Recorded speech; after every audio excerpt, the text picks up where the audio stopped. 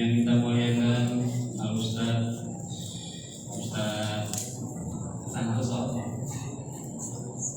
yang kita muliakan juga Imam Masjid Bapak Haji Darto, Sepuh, Bini Sepuh, Bapak Ketua RT bersama jajarannya, Bapak Ketua RW beserta jajarannya, dan tak lupa Ketua Takmir Bapak Imam Syibantah dan perangkatnya, sekaligus Bapak Ibu adik-adik jamaah Masjid Darussalam yang berbahagia.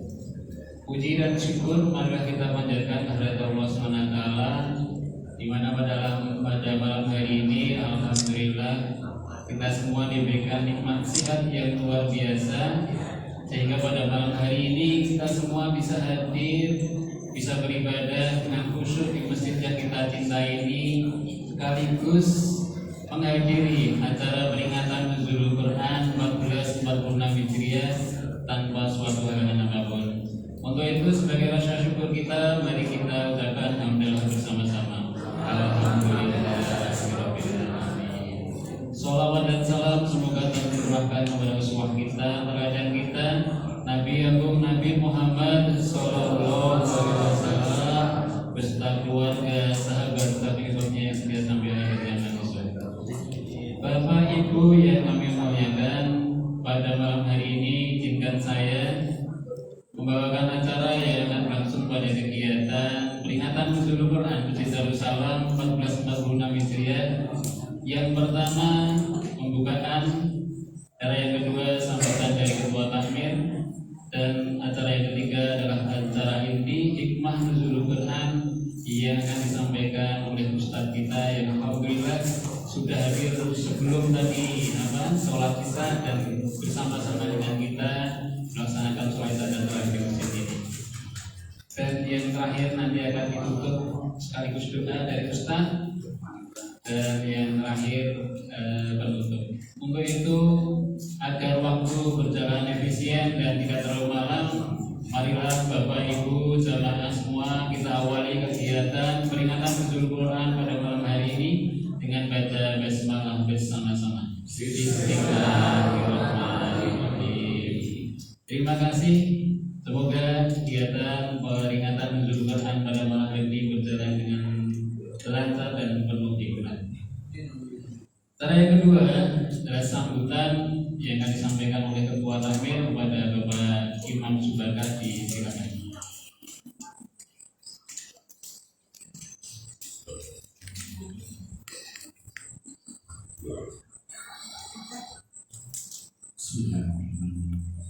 Assalamualaikum warahmatullahi wabarakatuh. Alhamdulillahirabbil alamin. Wabillahi nasta'in ala umuri din. Shallallahu alaihi wasallam wa ala alihi wa sahbihi ajmain.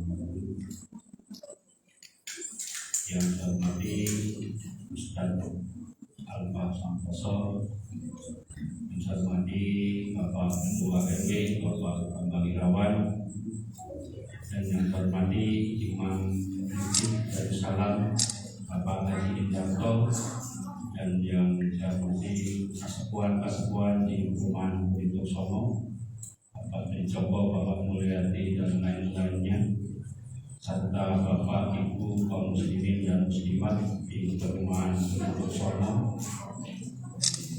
Pertama, tentu saja mari kita mengucapkan syukur alhamdulillah kepada Allah Subhanahu wa taala atas nikmatnya, utamanya nikmat iman, nikmat Islam, nikmat sempat, nikmat sehat, sehingga pada malam hari ini kita bisa menjadi tempat yang penuh barokah ini di Masjid Darussalam ini dalam rangka kita memperingati Nuzulul Quran.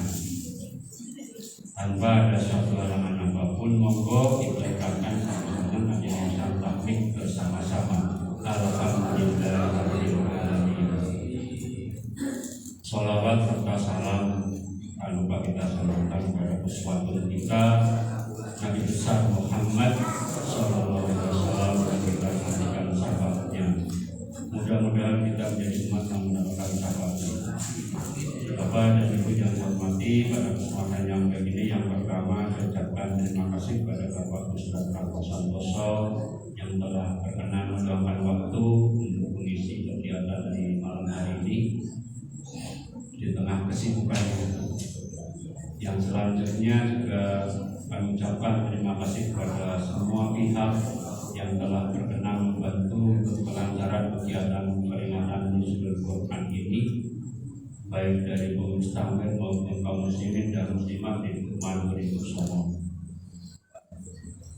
Mudah-mudahan di tengah di ke-16 ini, di tengah pada malam hari ini, bahwa di perumahan Berikusongo ini dari pagi sudah banyak kegiatan.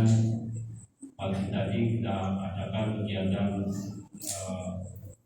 siraman rohani kuliah subuh sampai waktu suruh. Siang pagi lagi sampai ibu Raudatul Mahat, bakti sosial sampai tadi jam 11. Malamnya kita masih diberi kesempatan oleh Allah Subhanahu wa taala untuk bisa hadir di tengah-tengah pada malam ini untuk memperingati Nuzulul Quran. Mudah-mudahan Bapak dan Ibu tetap semangat untuk mengikuti kegiatan pada malam hari ini, dan mudah-mudahan kita bisa mengambil hikmah dari peringatan Nuzulul Quran ini. Tentu saja harapan kami dari peringatan ini tentu saja untuk bisa meningkatkan iman dan takwa kita kepada Allah Subhanahu wa taala. Mudah-mudahan iman dan takwa kita, amalan-amalan kita, amal ibadah kita ditingkatkan lagi. Kita diberikan semangat lagi untuk memakmurkan masjid bersama ini. Sekali lagi kami berkata terima kasih semuanya yang tidak bisa kami sebut satu persatu. Mudah-mudahan anak-anak juga kawan-kawan bisa mengikuti dengan tenang sampai akhir. Demikian yang bisa kami sampaikan. Kurang lebihnya mohon maaf. Wassalamualaikum warahmatullahi wabarakatuh.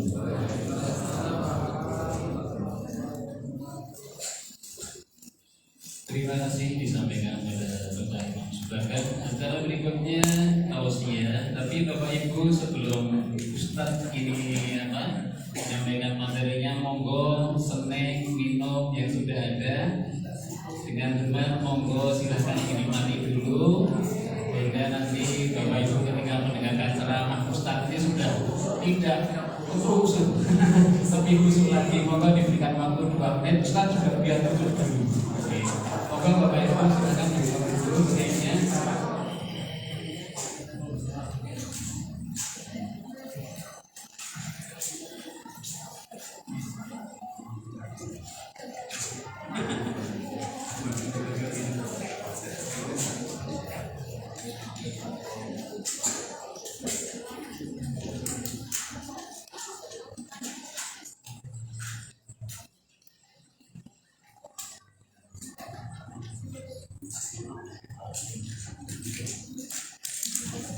Sambil menikmati hidangan yang ada, Bapak Ibu, malam hari ini Ustadz yang akan mengisi adalah Ustadz Alfa Santoso. Ustadz Alfa Santoso, beliau ini tidak jauh dari pemukiman kita, dari rumah kita. Beliau tinggal di Sambat kita, termasuk Ustadz muda di Kota Magelang, dan sudah beberapa kali dihadirkan di Masjid Darussalam ini dalam rangka memberikan tausiah siraman rohani kepada jamaah Masjid Darussalam. Dan Ustadz ini asli Magelang, asli Magelang, dan malam hari ini alhamdulillah beliau bisa hadir di tengah-tengah kita dalam keadaan sehat, sudah bersama-sama ikut sholat juga di masjid yang kita cintai ini. Tanpa mengurangi salah hormat pada Bapak Ibu semua menikmati snack, mungkin sambil menikmati dan syukur menghabiskan semua. Oke, bagus. Kita mulai pengawasannya, oke Bun. Oke Bapak Ibu, oke. Kita mulai tausiah dari Ustadz. Untuk itu dengan tidak mengurangi rasa hormat Bapak Ibu, pengajian pada malam hari ini yang akan disampaikan oleh Ustadz Alfa Santoso kami berikan sepenuhnya waktunya sampai akhir doa nanti. Pada beliau Ustaz Al-Fasaduson disilakan.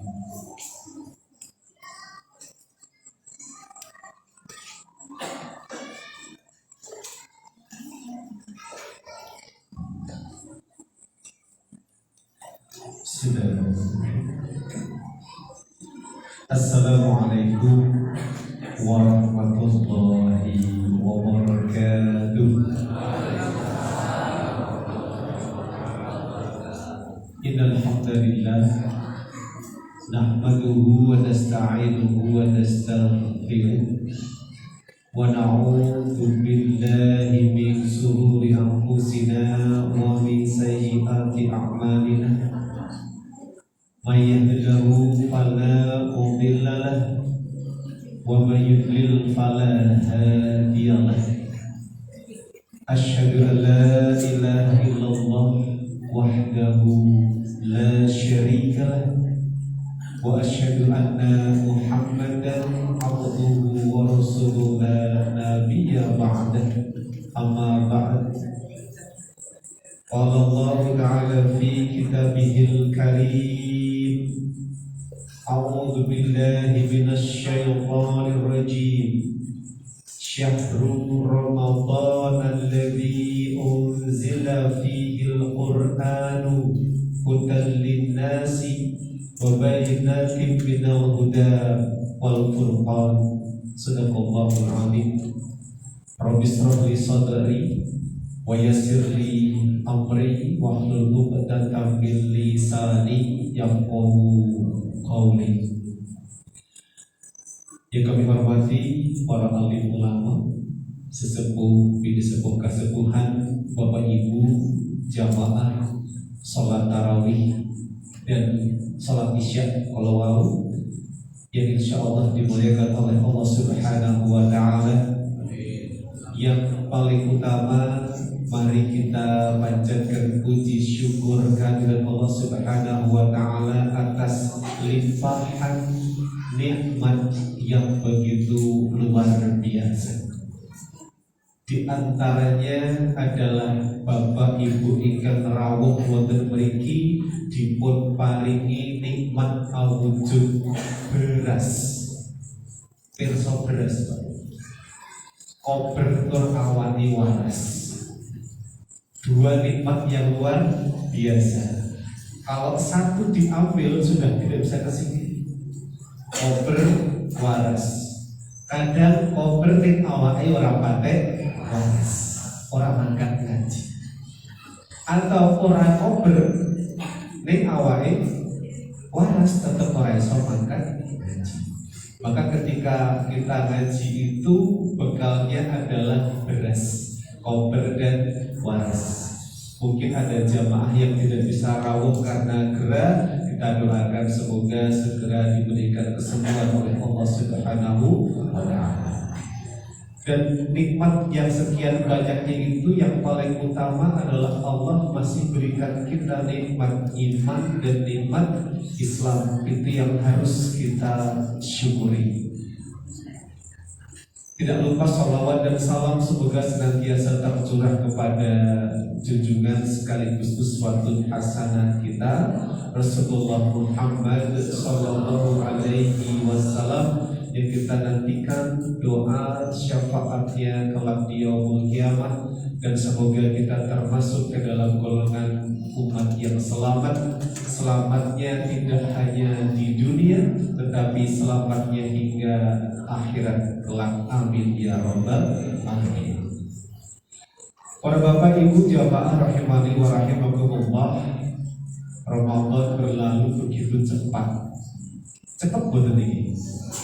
Tiba-tiba kita sudah berada di hari ke-16 malam 17, sehingga diadakan peringatan nuzulul Quran. Bapak Ibu rawuh wonten mriki menika niatipun sami inggih menika untuk beribadah kepada Allah. Setelah tadi melaksanakan sholat isya dan tarawih, sekarang rawuhi majelis taklim. Ada 4 keutamaan rawuhi majelis taklim. Yang pertama, untuk jamaah yang senang ketika berada di majelis taklim, Allah akan berikan kita sakinah atau ketenangan. Saya yakin yang rawuh di tempat ini, yang lenggah di posisi manapun, insya Allah Allah berikan ketenangan. Mungkin tadi sebelum berangkat ada sedikit masalah kehidupan, tapi ketika masuk masjid lenggah di taklim, hatinya menjadi tenang. Kok bisa tenang? Kenapa? Karena niatnya satu, tolabul ilmi, menambah wawasan keislaman agar iman dan takwa kita meningkat. Saya yakin tidak ada antara jamaah yang rawuh ke masjid dengan niatan pamer mukena yang baru, tidak. Pamer sarung cap. Teng masjid kalau kita cap wadibur kan, sekarang cap aja. Tidak ada. Niatnya murni untuk ibadah thalabul ilmi. Allah berikan kita ketenangan. Yang kedua apa? Allah berikan rahmat atau kasih sayang di antara jamaah yang hadir. Maksudnya adalah ketika tadi Bapak Ibu rawuh bertemu dengan antar jamaah, yang dilakukan biasanya adalah berjabat tangan, saling mengucapkan salam yang berupa doa. Itu adalah kasih sayang yang Allah berikan di antara kita. Sehingga tidak mungkin Bapak Ibu rawuh di taklim pulang kok untuk tawuran, nggak ada. Kenapa? Yang ada adalah kasih sayang. Inilah majelis yang luar biasa. Sehingga Allah berikan kita ketenangan, Allah berikan kita kasih sayang. Berikutnya apa lagi di sini? Malaikat melingkupi kita. Kita direngkuh dengan sayap-sayap malaikat, sehingga yang rawuh modal taklim menikah hatinya lurus, niat ibadah, tidak ada niat di luar ibadah, sehingga kita terhindar dari niat-niat yang tidak baik. Kalau yakin rawuh taklim mriki tidak ada yang niat akan menukar yang tidak baik menjadi baik. Maksudnya pun sandal tentang wonten. Kenapa? Malaikat melingkupi kita sehingga terhindar dari niat jahat. Maka tidak ada yang rawuh teng taklim kok terus gelembeng betul. Dia memperhatikan. Maka kalau ngaji itu yang paling penting adalah mencari posisi yang paling nyaman, landing. Aman semua, aman ya, aman, alhamdulillah. Sing kedetan belum beruntung berarti, belum beruntung. Tapi dinikmati itu. Bahkan banyak macamnya jamaah yang ketika hadir tempatnya sudah nyaman, dapat posisi yang enak, kadang merem, itu betul sari. Yang tertutup matanya tapi telinganya terbuka dengan lebar. Ketika tertutup mata kok teko-teko makmum niku hilang. Menikah hilang. Tapi saya yakin yang rawuh meskipun tadi disampaikan kegiatan full jemaatnya dari pagi hingga saat ini adalah kloter terakhir. Semoga masih ada sisa-sisa energi untuk thalabul ilmi. Yang keempat, keutamaan rawuh taklim adalah Allah akan menyebut nama-nama kita di hadapan makhluk mulia yang ada di langit. Siapa? Para malaikat. Bayangkan yang menyebut nama kita tuh Allah di langit. Kailu si fulan gai senengane mangkat majelis taklim, Allah bangga dengan kita. Lawan kadang kita disebut namanya oleh wali kota saja bangga. Presiden apalagi? Ini Allah yang menciptakan alam semesta menyebut nama kita karena bangga kita sering ke majelis taklim. Maka mumpung Ramadan, manfaatkan waktu, paksakan diri kita untuk memperbanyak rawuhi majelis taklim. Sekarang dicur kita di masjid ini kalau mau kuliah subuh Ahad, gitu. Sekarang pun ada. Nanti jam 9 biasanya kalau Senin sampai Jumat wonten Trans TV menika Bunda Telson Ustaz Hilman Fauzi ada. Ngaji dimanapun bisa, tinggal kita pilih. Tetapi ingat, sebaik-baik ilmu bukan hanya ingkang namun dipelajari, tetapi sebaik-baik ilmu adalah yang diamalkan. Jadi Bapak Ibu ngaos menika untuk mengamalkan. Karena apa? Amal ibadah yang terbaik adalah yang dilandasi dengan ilmu. Ketika ibadah tidak bisa sembarangan, apapun ibadahnya harus ada dasar ilmu. Kalau Ustadz Yudana pun menjadi imam, beliau pun juga ada dasar ilmu yang tidak sembarangan. Mungkin yang bisa mengaji banyak, tetapi yang punya mental jadi imam menika boten kathah. Saya dulu pernah membayangkan dan membandingkan ketika menjadi imam dengan makmum jumlahnya 2, misalnya begitu, itu seperti mengendarai sepeda motor, enteng, gampang. Ketika jadi imam di musola, itu seperti nyetir mobil pickup, bukaan belakangnya kosong. Ketika kita imami sholat Jumat, itu seperti nyetir bis, rasanya abu. Saya pernah diminta jadi imam sholat Id, itu seperti nyopir tronton, abu. Ternyata apa? Imam itu selain punya kemampuan bacaan Quran yang bagus, hafalan yang baik, juga apa? Perlu mental yang baik. Bayangin imam kok mentalnya betul saya lali jumlah rokaat itu seperti itu. Maka apapun ibadahnya butuh landasan ilmu yang baik. Nah, karena kita berada di malam ke-17, sebelum kita membahas masalah nuzulul Quran, sedikit saya singgung. Ramadan berlalu begitu cepat, maka yang seharusnya kita lakukan saat ini adalah melakukan muhasabah. Apa itu muhasabah? Muhasabah itu secara mudah adalah introspeksi. Yang kita muhasabahi, yang kita introspeksi adalah diri kita, bukan orang lain. Tidak perlu mengusahabai orang lain, kita cukup mengurusi diri kita sendiri.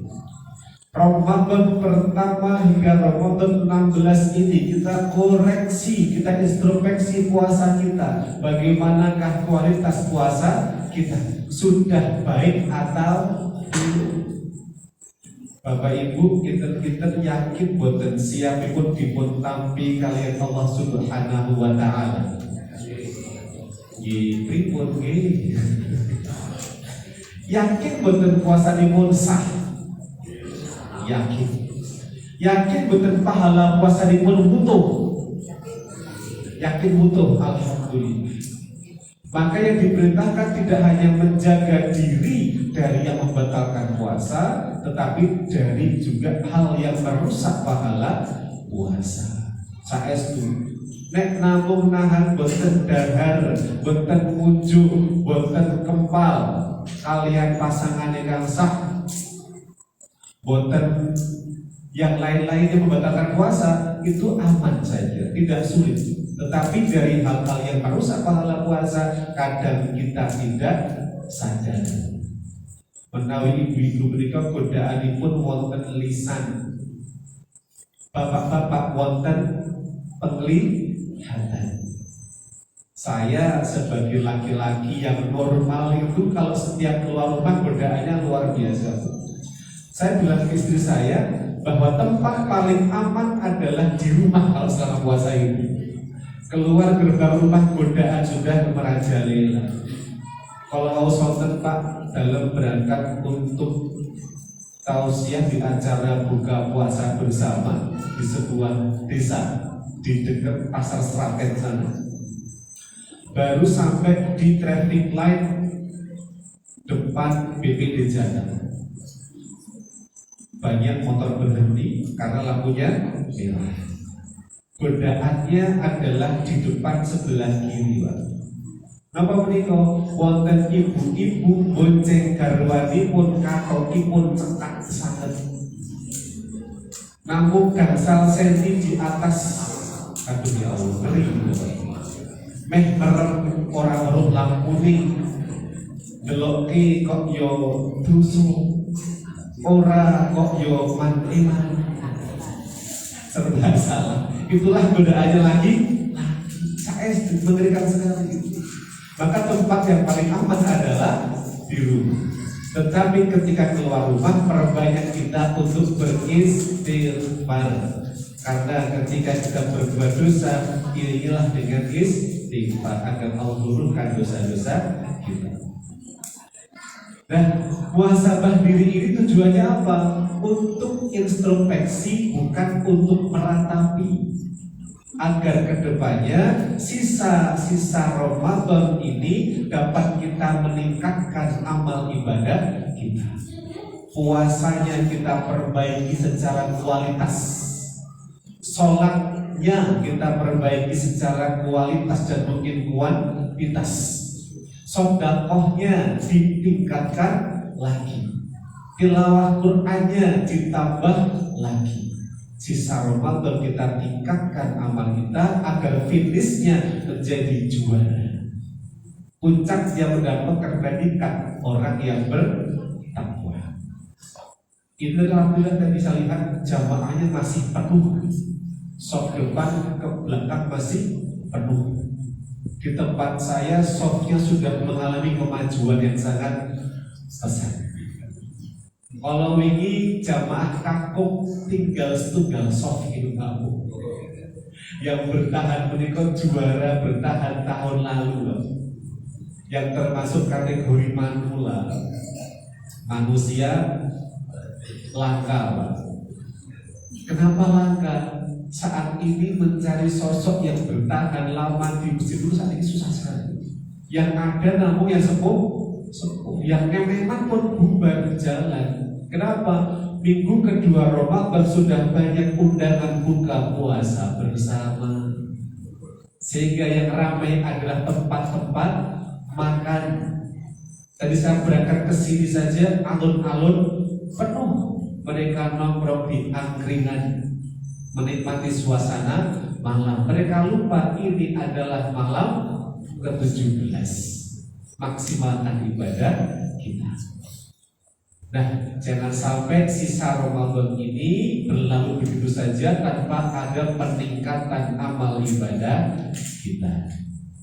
Nah, lantas apa saja yang perlu kita muhasabahi? Yang pertama, yang harus kita introspeksi adalah semua ibadah wajib. Semua ibadah wajib. Contohnya apa? Sholat wajib 5 waktu. Kita introspeksi, sudahkah baik sholat kita? Sudahkah tepat waktu sholat kita? Yang kaku, sudahkah berjamaah sholat kita? Kita introspeksi terus sampai apa? Menemukan kelemahannya agar ke depan lebih baik lagi. Puasa wajib juga kita koreksi. Wis apik durung le poso. Jangan sampai oleh poso oleh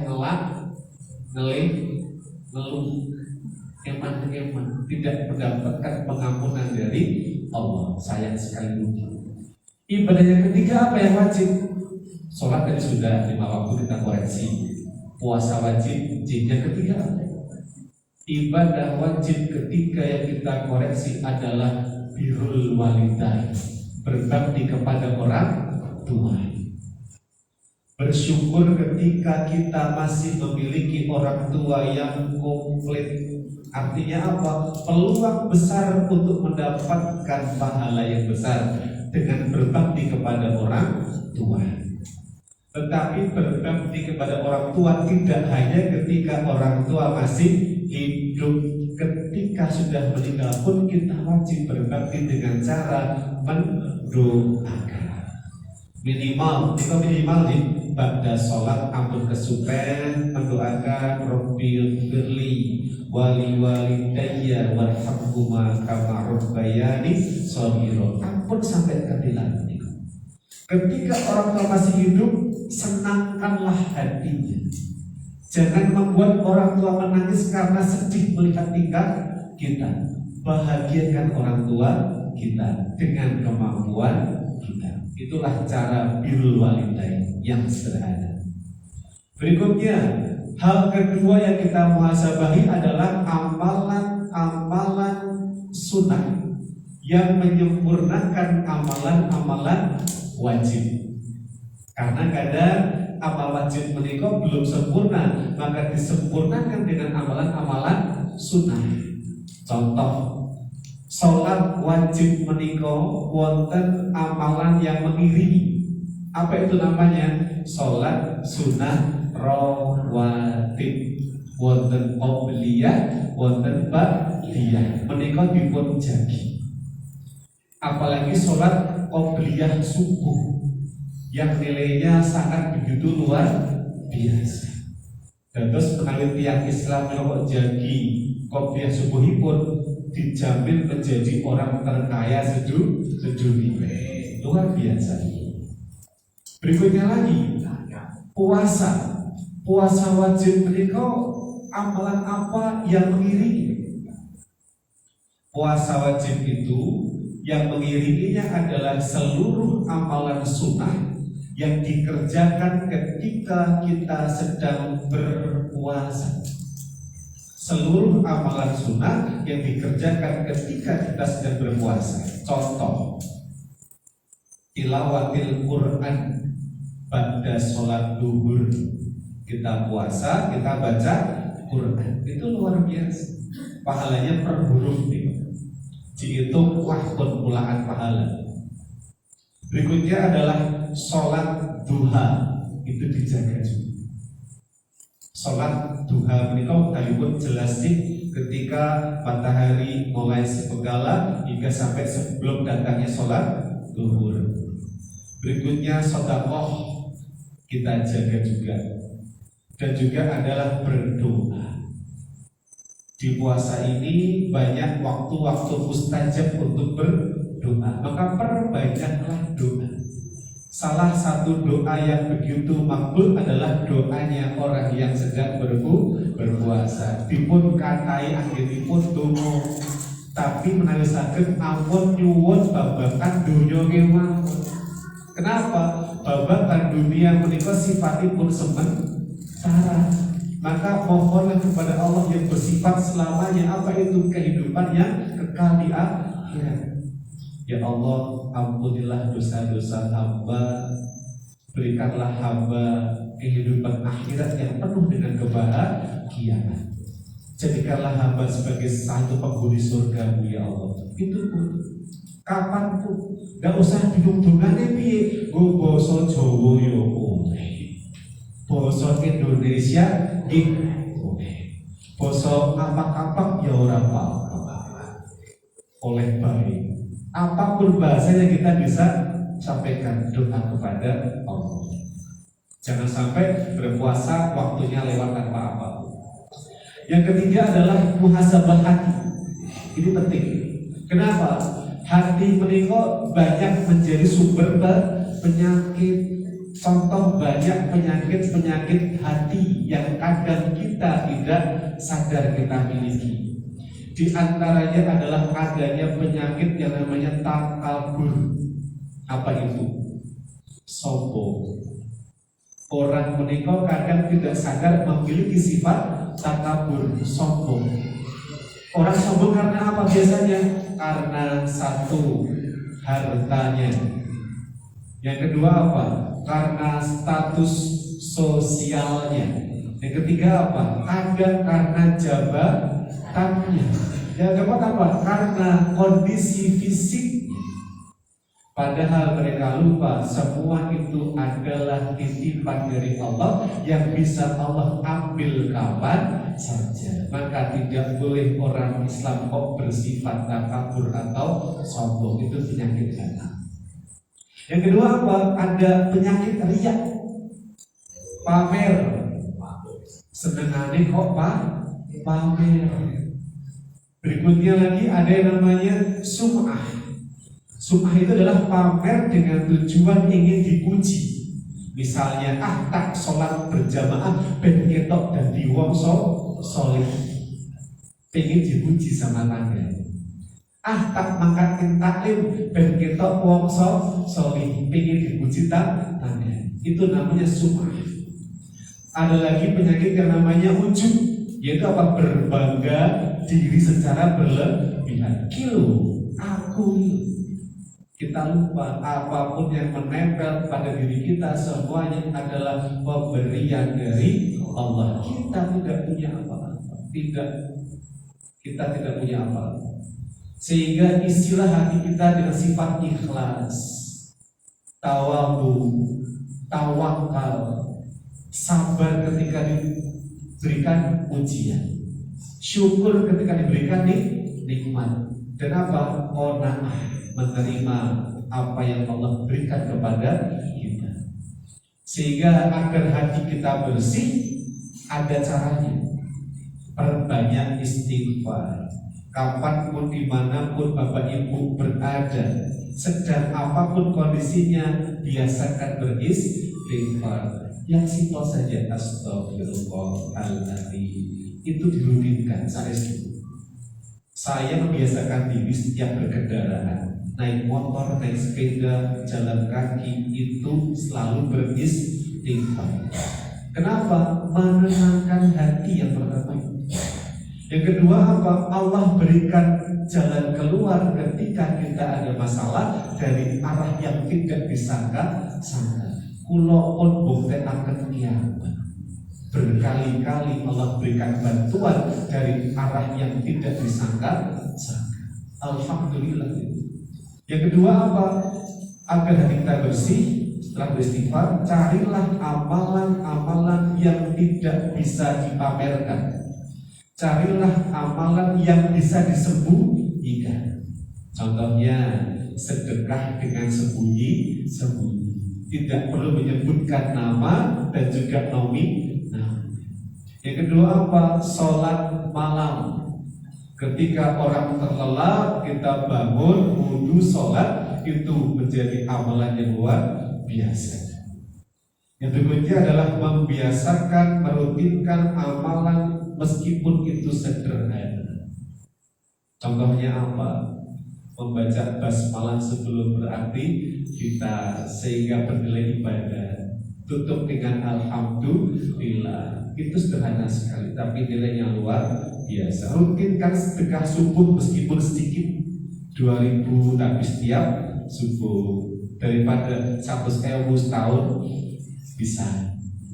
Allah lebih cinta yang 2.000-an setiap hari. Nah, itulah muhasabah diri agar puasa kita di sisa Ramadan ini dapat peningkatan. Nah, sekarang kita masuk ke materi nuzulul Quran.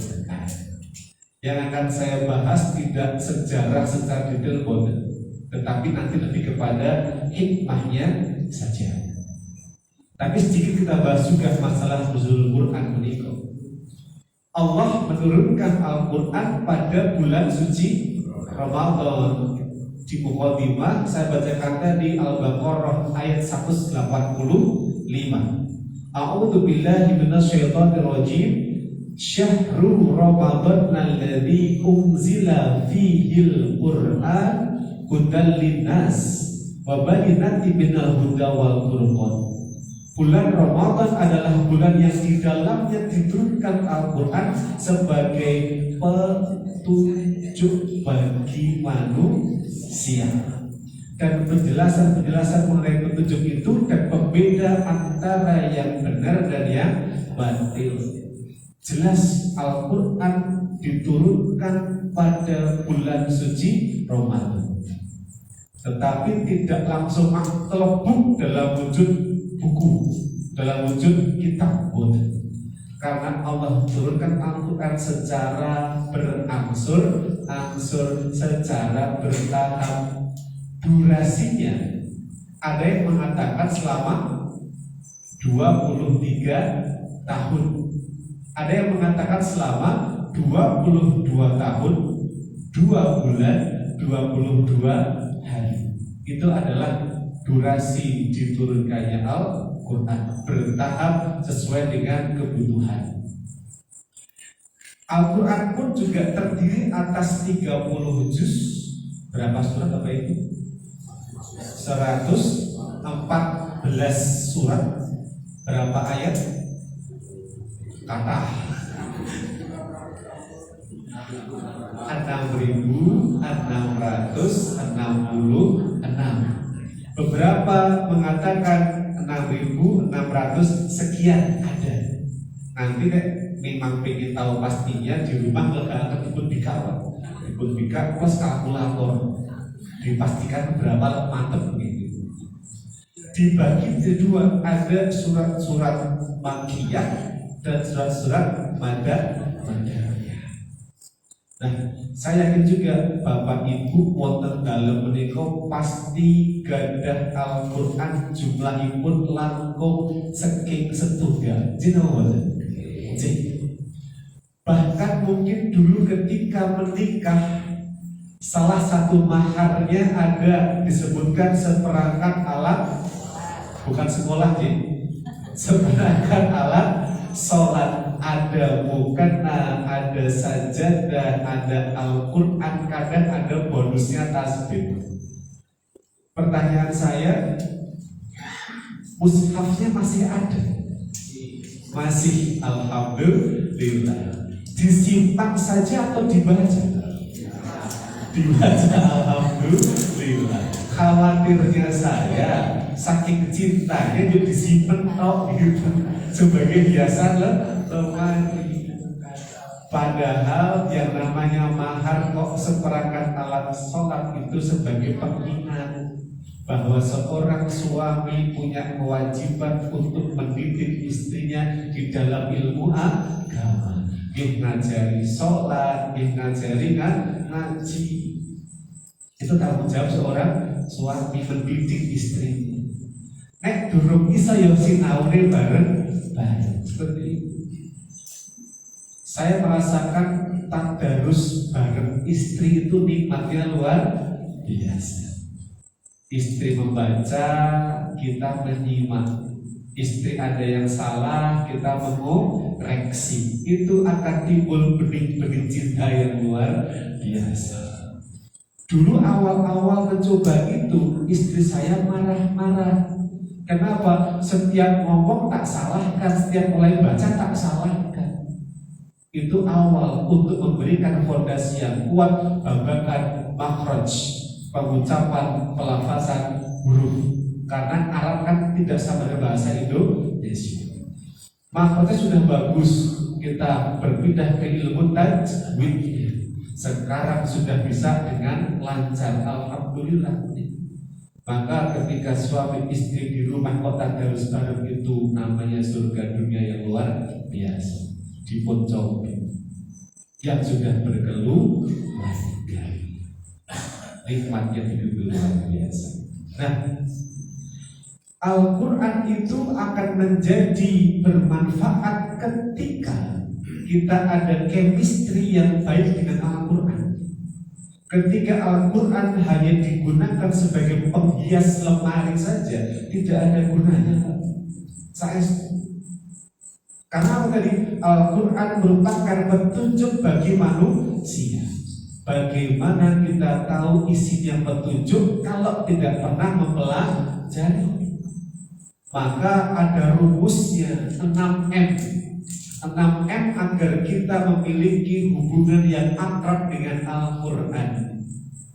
M yang pertama, kalau Bapak Ibu sampun gadah Al-Quran, maka lakukan M yang pertama. Apa itu? Mengambil Al-Quran. Coba dirasakan. Kadang di depan mata kita ada Quran, tapi tangan tidak kuasa mengambil. Pernah mengalami seperti itu? Pernah. Itu artinya masih banyak dosa yang melekat pada diri kita. Katakan M yang pertama sudah bisa mengambil Al-Quran. Berikutnya apa? F yang kedua, membuka. Kadang terjadi mengambilnya bisa, bukanya kok rasanya abot banget. Setan itu legodo pintar. Maka F yang kedua, berusahalah membuka Al-Quran. F yang ketiga apa? Dipenda, diambil, dibuka. F yang ketiga adalah membaca. Yang masih belajar baca Al-Quran, tambah semangat belajarnya. Yang sudah lancar, bantu teman agar juga ikut lancar. Setelah F yang ketiga membaca, F yang keempat adalah mempelajari isi dan kandungannya. Itu kan isinya banyak, perintah ada, larangan juga ada. Allah memerintahkan kita berpuasa Ramadan ada di Al-Baqarah 183, hafal semua surat. Allah perintah kaum wanita untuk berhijab, ada surat. Semuanya komplit, maka dipelajari. M yang kelima adalah menerapkan isi kandungan Quran dalam kehidupan sehari-hari. Boten namung diambil, dibuka, dibaca, dipelajari, diterapkan dalam kehidupan sehari-hari. Dan puncaknya yang kelima, M ke-6 adalah mendakwahkan Al-Quran. Balihu ani walau ayat, sampaikanlah meskipun hanya satu ayat. Jadi 6M agar kita memiliki chemistry yang bagus dengan Quran. Mengambil, membuka, membaca, mempelajari, mengamalkan, dan mendakwahkan. Itu kita coba pelan-pelan berproses agar ke-6 yang dapat kita laksanakan. Nah, lantas setelah kita memiliki chemistry yang bagus dengan Quran, kita paham juga, harus paham apakah fungsi dari Al-Quran.